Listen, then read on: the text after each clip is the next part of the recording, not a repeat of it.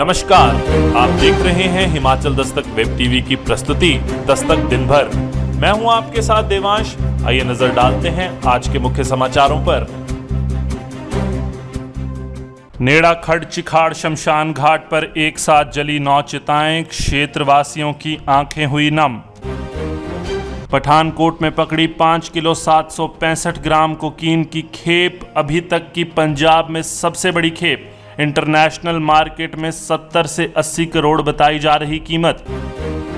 मेहनताना नहीं मिलने से परेशान आशा वर्कर्स ने सुनाया दुखड़ा, वीडियो वायरल। 205 नई बसें खरीदेगा एचआरटीसी, बोर्ड ऑफ डायरेक्टर्स की मिली मंजूरी। पीस मील कर्मचारियों को मिलेगा 275 रुपए न्यूनतम वेतन। एक व्यक्ति की शिकायत पर थाने पहुंचा गांव वालों ने एएसपी से लगाई मदद की गुहार। समर वेकेशन में भी ऑनलाइन कक्षाओं का शिक्षक संघ ने जताया विरोध, कहा शिक्षकों को किया जा रहा कक्षाएं लेने पर मजबूर। प्रदेश भर में गरजी एनएसयूआई और युवा कांग्रेस, कहा तर्क संगत नहीं ऑफलाइन परीक्षा करवाना। और अब समाचार विस्तार से। उपमंडल शिलाई में सोमवार को हुए सड़क हादसे में मारे गए मृतकों का मंगलवार को अंतिम संस्कार किया गया। इस दौरान नेड़ा खड़ चिखाड़ शमशान घाट पर एक साथ 9 चिताएं जली। अंतिम संस्कार में क्षेत्र के लोगों का हुजूम उमड़ा। हृदय विदारक इस पल के दौरान हर व्यक्ति की आंखों में आंसू उमड़ पड़े। किसी ने घर का चिराग खोया तो किसी ने बेटा, वहीं किसी ने अपना पति खोया। इस दौरान एक लाचार पिता बलिराम ऐसे भी थे जिन्होंने अपने 2 बेटों की अर्थियों को कंधा दिया। बता दें कि बीते सोमवार को शिलाई के टिम्बी मिल्ला मार्ग पर सड़क हादसे में 11 लोगों की मौत हो गई थी। पठानकोट पुलिस ने पंजाब में अब तक की सबसे बड़ी कोकीन की खेप पकड़ने का दावा किया है। पठानकोट पुलिस ने 5 किलो 765 ग्राम कोकीन के साथ जम्मू कश्मीर के युवक को कार सहित काबू किया है। आरोपी की पहचान जम्मू के अमित सूदन के तौर पर हुई है। एसएसपी पठानकोट सुरेंद्र लांबा ने बताया कि एएसपी प्रभजोत सिंह विर्क के नेतृत्व में एएसपी आदित्य और CIA staff incharge ASI Surendra Singh ने बारठ साहिब के पास से गुप्त सूचना के आधार पर क्रेटा कार को रोका। कार की तलाशी लेने पर उसमें से 5 किलो 765 ग्राम कोकीन बरामद की गई। एसएसपी लांबा ने बताया कि इंटरनेशनल मार्केट में इसकी कीमत 10 से 15 करोड़ रुपए प्रति किलोग्राम है। उन्होंने बताया कि आरोपी अमित सूदन पर थाना सदर में एनडीपीएस एक्ट की धाराओं के तहत मामला दर्ज किया गया है। वहीं आरोपी के अगले और पिछले लिंक के बारे में पूछताछ की जा रही है। वहीं पुलिस सूत्रों के मुताबिक आरोपी नशे की खेप जम्मू से अमृतसर लेकर जा रहा था। चंबा जिले की आशा वर्कर्स को समय पर मेहनताना नहीं मिलने पर उनमें काफ़ी रोष है। मेहनताना नहीं मिलने पर हताश स्वास्थ्य केंद्र चूड़ी की आशा वर्करों का एक वीडियो भी सोशल मीडिया पर वायरल हो रहा है।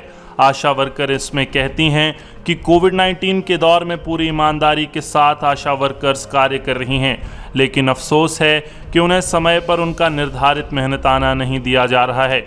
कोविड-19 के दौर में अपनी जान जोखिम में डालकर सेवा करने वाली आशा वर्कर को ना तो किसी तरह की कोरोना सेफ्टी किट दी गई है और ना ही मास्क और सैनिटाइज़र दिए जा रहे हैं।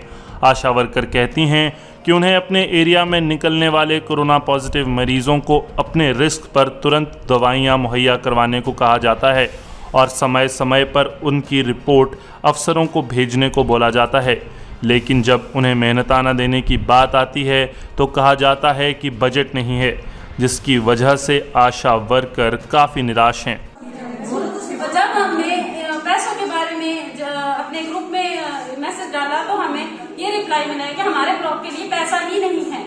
तो क्या सिर्फ हमारे चूड़ी ब्लॉक के लिए आशा को देने के लिए पैसा नहीं है? बाकी ब्लॉक्स में तो हर महीने पर मंथ जो है उनको पैसे मिल रहे हैं।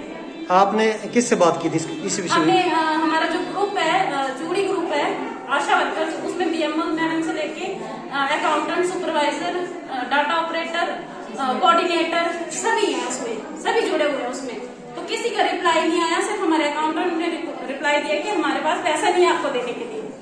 तो क्या मतलब मेरा सवाल है कि क्या सिर्फ चूड़ी ब्लॉक के लिए पैसा नहीं है गवर्नमेंट के पास है, और ब्लॉक में भी ऐसा हो रहा है?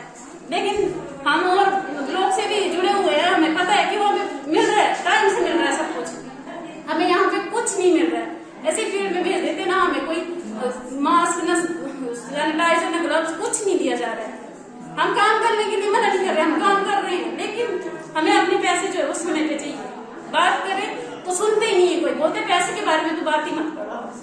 हम अपने काम को बिल्कुल भी करते हैं। जो भी कोविड पॉजिटिव केस निकलता है तो उसके लिए हम दवाइयाँ लेकर खुद जाते हैं, उसमें पूरी उसको फैसिलिटी देते हैं। ऑक्सीमीटर चाहिए तो वो देते हैं। अगर पर ये है कि हमारे लिए वो सिक्योरिटी कोई नहीं है। हम अगर पॉजिटिव के पास चले जाते हैं, हम अगर पॉजिटिव हो जाते तो हमारे परिवार की जिम्मेवारी कोई लेने के लिए तैयार नहीं होता। एचआरटीसी के काफिले में अब 205 नई बसें शामिल होंगी। वहीं 9 साल पूरे कर चुकी बसों व जीरो वैल्यू बुक बसों को यूजलेस का दर्जा दिया जाएगा। शिमला में परिवहन मंत्री बिक्रम ठाकुर की अध्यक्षता में हुई बोर्ड ऑफ डायरेक्टर की बैठक में यह निर्णय लिया गया है। बसों की संख्या को बनाए रखने और यात्रियों की सुरक्षा सुनिश्चित करने के दृष्टिगत जल्द ही नई बसों की खरीद की जाएगी। परिवहन मंत्री ने कहा कि 86 करोड़ 15 लाख रुपए की लागत से कुल 205 डीजल बसें खरीदी जाएंगी। इनमें 115 सामान्य 47 सीटर बसें, 30 सामान्य 37 सीटर बसें, 50 एसी बसें, 5 एसी सुपर लग्जरी बसें और चंबा जिले के भरमौर के लिए 5 टेम्पो ट्रैवलर शामिल हैं।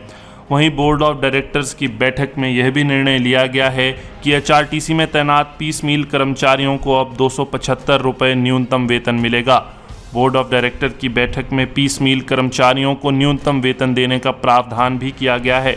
इससे पहले इन कर्मचारियों को काम के हिसाब से वेतन मिलता था, लेकिन कोरोना कर्फ्यू के दौरान कोई काम न होने के कारण इन्हें वेतन नहीं मिल पा रहा था।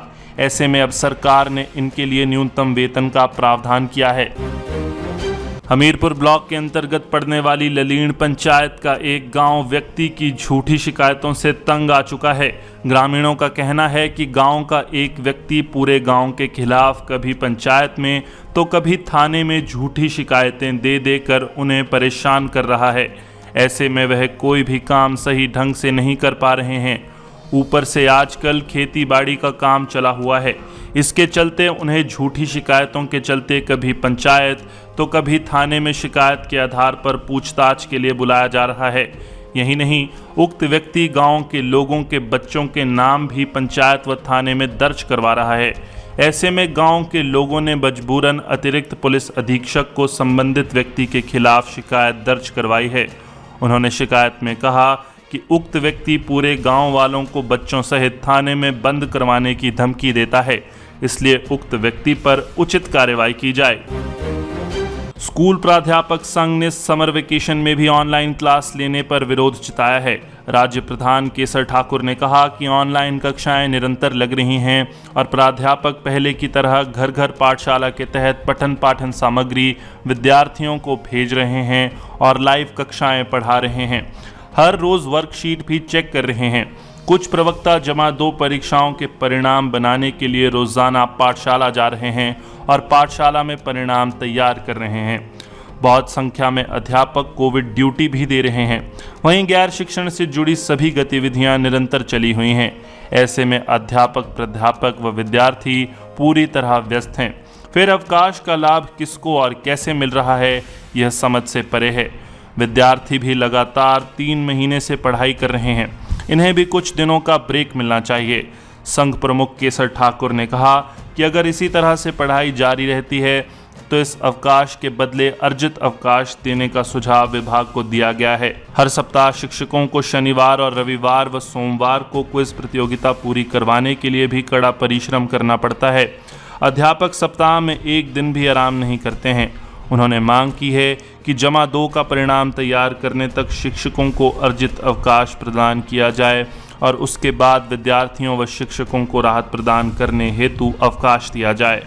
अवकाश के दौरान हर घर पाठशाला की पाठन सामग्री विद्यार्थियों तक पहुंचाने के लिए कोई ऑनलाइन कक्षा व क्विज न करवाया जाए। मंगलवार को युवा कांग्रेस और एनएसयूआई के कार्यकर्ताओं ने प्रदेश भर में हिमाचल प्रदेश विश्वविद्यालय द्वारा 1 जुलाई से आयोजित होने वाली परीक्षाओं के खिलाफ मोर्चा खोल दिया। इस दौरान कई जगह विरोध प्रदर्शन किया गया तो वहीं कई जगह क्रमिक भूख हड़ताल शुरू कर दी गई है। वहीं एचपीयू के खिलाफ भी जमकर नारेबाजी की गई। कार्यकर्ताओं द्वारा प्रदेश भर में प्रशासनिक अधिकारियों के माध्यम से मुख्यमंत्री को ज्ञापन भेजे गए। कांग्रेस के युवा मोर्चों का कहना है कि कोरोना काल में ऑफलाइन एग्जाम करवाना संक्रमण को बढ़ावा देना है। साथ ही छात्रों की सही तरीके से ऑनलाइन पढ़ाई भी नहीं हो पाई है। ऐसे में परीक्षा करवाना किसी भी तरह से तर्कसंगत नहीं है। कार्यकर्ताओं का कहना है कि सरकार को चाहिए कि वह हिमाचल प्रदेश के कॉलेजों के यूजी और पीजी छात्रों के ऑनलाइन एग्ज़ाम ले, वहीं प्रथम और द्वितीय वर्ष के छात्रों को प्रमोट करे। जिन छात्रों ने इस महामारी में अपने परिवार को खोया है, उनकी आगे की पढ़ाई निःशुल्क करवाएं। इस दौरान सभी छात्रों का प्राथमिकता के आधार पर टीकाकरण करवाने की मांग भी यूथ कांग्रेस और NSUI ने उठाई है। आज के बुलेटिन में बस इतना ही। हिमाचल प्रदेश की पल पल की खबरों से जुड़े रहने के लिए देखते रहिए हिमाचल दस्तक वेब टीवी। हिमाचल दस्तक, दिल से दिमाग तक। शुभ रात्रि।